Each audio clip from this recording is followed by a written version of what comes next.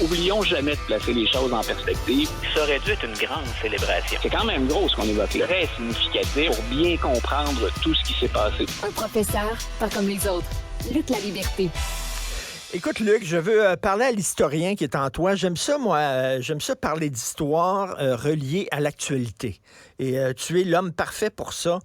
On a vu qu'il y a un député libéral, M. Dong, qui aurait approché un diplomate chinois en disant, pouvez-vous, s'il vous plaît, retarder la libération des deux Michael qui étaient enfermés là-bas? Sortez-les pas tout de suite de prison. Et écoute, en mémoire, il me semble que ça me rappelle quelque chose. Il n'y a pas Nixon qui avait tenté de faire ça pendant la guerre du Vietnam, d'essayer de retarder la libération de prisonniers américains parce qu'il voulait que ça se fasse une fois que lui est élu, qu'il devienne soudainement président, que là, il soit libéré, puis que le crédit revienne à lui.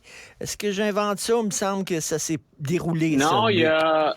Non, il y a un certain nombre de situations comme celle-là pour lesquelles ce que je ne peux pas faire comme historien, c'est arriver avec des documents, des preuves à l'appui. Mais ça fait partie des choses qui ont circulé. Ça, et peut-être que nos auditeurs se souviennent aussi de Ronald Reagan et de la crise des otages américains en Iran. Sous Jimmy Carter, on sait qu'on peine. M. Carter, on a un peu réhabilité son image. Il est plus populaire finalement comme ancien président qu'il ne l'était comme président, mais on se rappelle qu'il peine. C'est une situation qu'il va traîner comme un boulet. Et écoute, ça s'invente pas. La journée de l'investiture de Ronald Reagan, voilà que tout est réglé. Et on a souvent prêté l'intention, en fait, des gestes posés par les proches, l'entourage de M. Reagan, pour dire, on va être en mesure d'annoncer ça, mais on ne le fait pas ou on ne collabore pas avec l'équipe de M. Carter avant.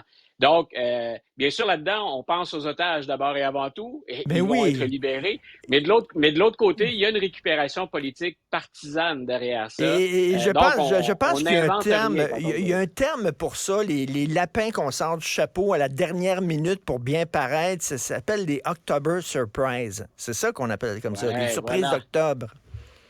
Les surprises d'octobre. Et ça arrive en plus souvent pendant les campagnes électorales. Donc, la surprise d'octobre, si l'élection a lieu en novembre, c'est souvent pas un hasard si ça arrive en octobre. On est à quelques jours, quelques semaines, quelques jours du vote. Et c'est là où, pouf, on sort effectivement. L'expression était parfaite, un lapin de son chapeau.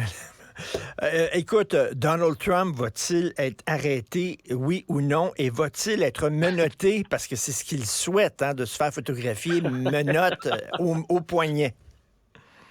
Écoute, j'ai bien rigolé avec ça parce qu'il y a du loufoque, il y a du cirque, il y a du grand guignol, mais en même temps, il y a quelque chose de fondamentalement sérieux. Mais je me disais, s'il tenait à ce point à être menotté, pourquoi ne pas l'avoir demandé à Stormy il y a quelques années lors de leur rencontre? C'est juste trop tentant d'imaginer un certain nombre de choses quand il est question de ces sujets-là.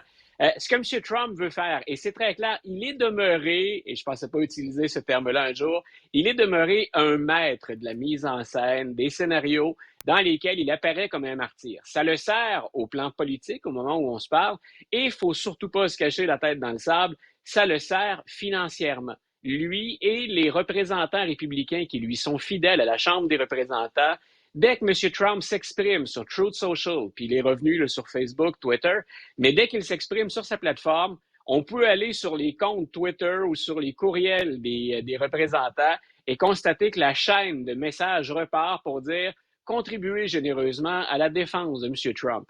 Cet argent-là, bien souvent, ne se rend pas pour la cause pour laquelle on a sollicité des fonds, mais ça demeure très payant. Et force est d'admettre que depuis vendredi dernier, M. Trump, il est dans l'actualité mur à mur. Il n'y a pas une chaîne ou un réseau, un journal aux États-Unis qui peut faire l'économie d'une couverture de Donald Trump parce que ça demeure historique. M. Trump, et un jour, on n'aura plus à en parler. C'est ce que je souhaite.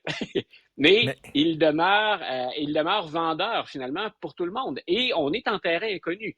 Que va-t-il se passer le jour où on décide d'accuser, pour la première fois de l'histoire, aux criminels, un ancien président? Et dans le cas qui nous concerne, en plus, un candidat à la présidence qui pourrait continuer à faire campagne, même si on l'accuse. Mais Luc, c'est-à-dire qu'on va voir des photos de Donald Trump de face et de profil avec un numéro en bas, comme un vulgaire criminel. Oui, ben ça, cette image-là va le servir. Ce dont M. Trump rêve, ça semble pas être l'approche que favorise, pour ce qu'on en sait, le procureur Bragg, qui est celui qui attend finalement les recommandations, l'avis de ce qu'on appelle un grand jury. Donc, il devrait se réunir aujourd'hui, ce grand jury, pour dire on considère que ce que l'équipe de M. Bragg nous a fourni justifie une mise en accusation. Et ensuite, c'est au procureur d'y aller. Est-ce que le procureur va vouloir, considérant la charge politique énorme, c'est un démocrate, M. Bragg, tout le monde le sait, et c'est un progressiste. Est-ce que M. Bragg va vouloir, devant tout le monde, faire promener Donald Trump menotté, escorté par des policiers, puis parce qu'ils ne seront pas loin, les agents de sécurité qui sont affectés ou les agents secrets affectés à sa sécurité? Moi, je pense qu'on va vouloir éviter ce qui est déjà un cirque. Je ne pense pas qu'il ait droit au traitement, M. Trump, qu'a eu, parce qu'il s'est exprimé il n'y a pas longtemps là-dessus, Dominique Strauss-Kahn, dans l'affaire du Sofitel, il y a plusieurs années à New York. Écoute, Luc, je te pose la question quiz du jour. Moi, je rêve personnellement de le voir menotté, mais pour des crimes graves, c'est-à-dire pour son implication, par exemple, pour l'attaque sur le Capitole. Tu comprends? Est-ce que le jeu en vaut la chandelle, là, de créer une crise peut-être politique? On sait que les amis de Trump, ses proches, les fans de Trump sont lourdement armés, sont coucou, etc. Tout ça parce qu'il a payé une porn star, vraiment, tu sais. Puis en fait, c'est même plus technique que ça. On l'avait dit, quelqu'un a déjà payé pour ce crime-là, qui est Michael Cohen, pour avoir enfreint la loi électorale. Ce qu'on essaie d'établir, et honnêtement, je t'avoue, je ne comprends pas comment cette histoire-là est revenue à la surface parce que Alvin Bragg, le procureur, avait mis de côté cette histoire-là quand il est entré en poste, quand il a remplacé M. Vance. Que s'est-il passé? Qu'a-t-il comme nouvelle information pour dire je reviens à la charge maintenant? Moi, je trouve que à partir de ce qu'on sait, il y a plein de choses. M. Bragg n'a pas, pour récupérer l'expression en anglais, to brag, hein, c'est se vanter, c'est se mettre de l'avant. Il n'a rien dit, lui, au contraire. Donc, Alvin Bragg, on ne sait pas ce qu'il a comme nouvelles informations qui pourraient justifier qu'il revienne à la charge. Ben c'est ça. Mais donc, il y a un risque énorme. Oui, vas-y. Non, voilà, donc moi je considère qu'il y a un risque énorme si on va de l'avant et qu'il s'avère que le dossier n'est pas béton, et je pense que M. Bragg n'est pas naïf, on vient de jeter une ombre, on vient de faire le jeu de Donald Trump, mais on vient de jeter une ombre sur ce système-là. Un démocrate qui, ayons pas peur de le dire comme ça, se planterait dans l'accusation d'un ancien président républicain, ça apporte de l'eau au moulin de tout le monde. Et ça me questionnerait sur est-ce qu'effectivement on a une justice impartiale là-dedans ou s'il s'agissait d'une forme d'acharnement? Je trouve effectivement qu'il y a des dossiers pour lesquels M. Trump n'a jamais rendu de compte et il faut qu'il rende des comptes. Est-ce que c'est ce dossier-là? Je suis très, très étonné, Richard. Tout à fait. Je partage aussi ce questionnement-là. Bon, Biden au Canada, est-ce qu'on va finalement parler du fameux chemin Roxham, selon toi? C'est l'éléphant qui se réveille, hein, puis qui, quand il se retourne, peut écraser la souris. C'est l'image de Pierre Elliott Trudeau, justement, qu'il mentionnait à M. Nixon, auquel tu as référé tout à l'heure. Cet éléphant-là est en ville aujourd'hui. Il y aura cette rencontre entre les deux chefs d'État, entre les équipes ensuite. Écoute, M. Trudeau a laissé entendre hier, je ne sais pas si c'était pour calmer le jeu un petit peu, s'il y aurait une annonce même en surface, quelque chose de superficiel à annoncer. Ce n'est assurément pas une priorité pour l'administration Biden. Quand je regarde la couverture, au Canada ici, on parle beaucoup du chemin Roxham, au Québec en particulier. Quand je regarde, j'ai fait le tour encore ce matin, je le fais depuis quelques jours. Quand on fait le tour des médias américains, la question du chemin Roxham, il faut lire les chroniques ou il faut lire les textes des journalistes très, très, très loin jusqu'à la fin pour parfois avoir une chance de tomber là-dessus. On va parler de la Chine avant ça. On va parler du fait que M. Biden aimerait bien que le Canada prenne le relais à Haïti et qu'on envoie l'armée canadienne. Ça, ce sont des sujets pour lesquels on s'inquiète, pour lesquels il y a une couverture importante. On va penser aussi au protectionnisme américain. Assurément, et ça, c'est le sempiternel sujet entre un premier ministre canadien et un président américain, la gestion de l'économie puis des mesures protectionnistes américaines. Dans le contexte actuel, M. Biden n'est pas ouvert à des compromis sur la gestion de l'économie américaine, sur au-delà finalement de ce qui est déjà remis en question avec l'accord de libre-échange. Donc, est-ce que le chemin Roxham, on a quelque chose? Peut-être que si on négocie, et là, c'est du subjectif et je suis en train d'imaginer des scénarios, mais peut-être qu'on peut imaginer, si M. Biden veut vraiment que le Canada s'implique au-delà de ce que font les États-Unis à Haïti, est-ce qu'il ne pourrait pas ouvrir la porte à une forme de négociation autour de la frontière? Peut-être, mais je m'attends pas, en tout cas, je m'attends pas à des changements qui sont majeurs, à des annonces qui sont majeures, et au risque de me répéter, le chemin Roxham, pour M. Biden, c'est même un panier de crabes. On veut parler du Sud, on veut limiter la problématique au Sud. Est-ce que le nombre de migrants qui maintenant passent par la frontière canadienne pour entrer aux États-Unis, parce que ça se fait dans l'autre sens maintenant aussi, il n'y a pas que ces gens qui entrent au Canada, il y a des gens qui entrent au Canada pour ensuite passer aux États-Unis. Est-ce que le nombre est suffisant ou est-ce que c'est encore anecdotique ou marginal pour M. Biden? Je pense que oui. Est-ce qu'il va nous dire au Canada, est-ce qu'il va dire à Justin Trudeau concernant l'ingérence chinoise et la complaisance du gouvernement canadien pendant de nombreuses années vis-à-vis de la Chine, est-ce qu'il va lui dire « put your shit together » ? Moi, je pense qu'il va y avoir un resserrement, ou en tout cas, on va appuyer très fort pour un resserrement de tout ce qui est mesures de sécurité. Ça va valoir pour la politique étrangère, ça va valoir dans le dossier ukrainien pour l'OTAN. On parle de moderniser le NORAD aussi, le NORAD dont les gens oublient parfois l'existence, mais qui est intervenu dans le cas des fameux ballons.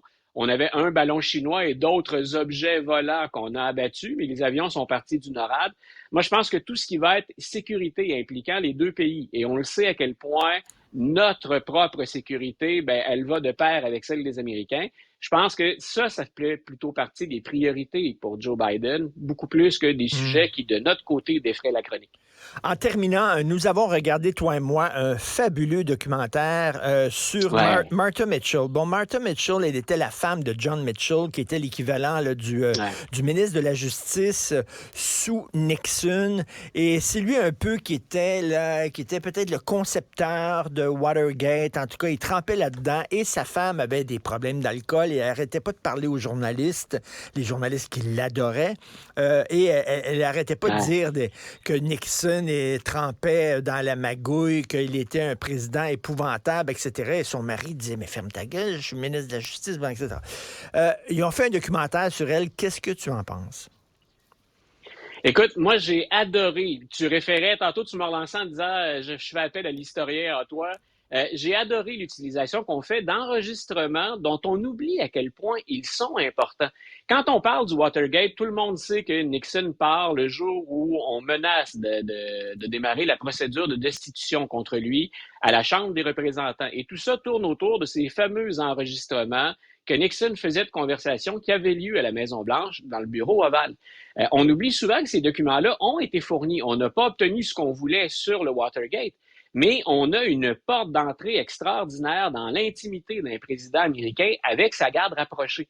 Et ce que j'ai beaucoup aimé de ce documentaire-là, c'est qu'on précise le nombre de fois où dans une rencontre dans le bureau ovale, on mentionne le nom de la femme, finalement, de M. Mitchell. On mentionne Martha Mitchell. Puis on voit à quel point, au départ, on sait bien qu'en la laissant s'exprimer aussi souvent. D'ailleurs, elle est née à la mauvaise période, Mme Mitchell. De nos jours, là, ça aurait été une machine sur les réseaux sociaux. Écoute, elle aurait connu un succès extraordinaire. À l'époque, on aime ça parce qu'elle donne un visage, au départ, sympathique de l'administration. Elle est drôle, c'est une femme articulée, c'est une femme intelligente, puis disons, effervescente publiquement. Donc, on la laisse faire la tournée des plateaux et ça plaît. Mais à un moment donné, Nixon se rend compte de ce jeu-là, puis ça garde aussi à dire, est-ce qu'on n'a pas créé notre propre Frankenstein? Et ça, on l'entend sur les enregistrements. Et au fur et à mesure que la situation et les propos de Mme Mitchell se tournent contre l'administration, là, carrément, on entre dans, et c'est plus du complot parce que c'est avéré, mais on entre vraiment dans ce qu'on veut mettre en place et ce qu'on veut faire pour l'empêcher de parler. Et on en vient même à nous donner des enregistrements de conversations téléphoniques de Mme Mitchell, alors que son mari l'a fait détenir dans un motel pour l'empêcher de sortir et de parler aux journalistes. Exactement, puis on lui donnait des injections pour la calmer, pour qu'elle cesse de parler aux journalistes. Écoute, on l'a comme kidnappé, littéralement, et c'était... On a même fait parler le médecin qui a fait... Moi, écoute, ça, je trouvais ça fascinant. Le médecin qui dit, oui, j'ai bel et bien donné les injections, mais Vous avez les services de renseignement, puis vous avez la sécurité du président des États-Unis qui vous dit de donner les injections, vous le faites. Mais on l'a littéralement assommé médicalement pour l'empêcher de produire. Et ce qu'on voit effectivement... En terminant, oui. on en fait, là, les gens la regardaient avec un peu de condescendance en disant c'est une vieille folle, elle dit n'importe quoi, c'est une alcoolique, etc. Voilà. Finalement, on dit, c'est un portrait, on disait non, c'est une héroïne. C'est une des personnes, peut-être qu'il n'y aurait pas eu de scandale de Watergate si ce n'était pas d'elle. C'est elle qui a tiré, qui a tiré l'alarme et c'est elle qui a dit, ben écoutez, là, je pense que Nixon est coupable de ça. Et on en fait presque, dans le documentaire, une héroïne féministe à la fin. Je trouve que c'est un très beau portrait de Martha Mitchell. Oui, puis écoute, le mot de la fin, c'est à M. Nixon que ça revient. Dans la fameuse entrevue qu'il accorde à l'animateur journaliste Frost, il dit, s'il n'y a pas Martha Stewart, il n'y a pas de Watergate. Martha Mitchell. Donc, il n'y a pas de Watergate. Le président lui-même, ultimement, dit, on a créé la bête, on a créé le monstre et on en a payé le prix. Et c'est une belle tentative, en tout cas, de réhabilitation de la mémoire de Martha Mitchell. Rappelle, c'est sur quelle plateforme? Je me souviens plus où je regardais. Je pense que c'est Crave. C'est sur Netflix, celui-là. C'est sur Netflix. On l'a vu sur Netflix, celui-là. Oui. OK, c'est sur Netflix. C'est pas très long pour les auditeurs, minutes. C'est pas très long. Voilà, donc c'est un court moment, mais c'est intense, puis on fait parler les archives. Moi, c'est ce que j'aime bien. Oui. Ah non, vraiment, tout un documentaire donc sur Martha Mitchell sur Netflix. Merci beaucoup, Luc La Liberté. Bonne journée, bon week-end. Une bonne journée, Richard. Vous venez de vous connecter en direct sur Cube Radio.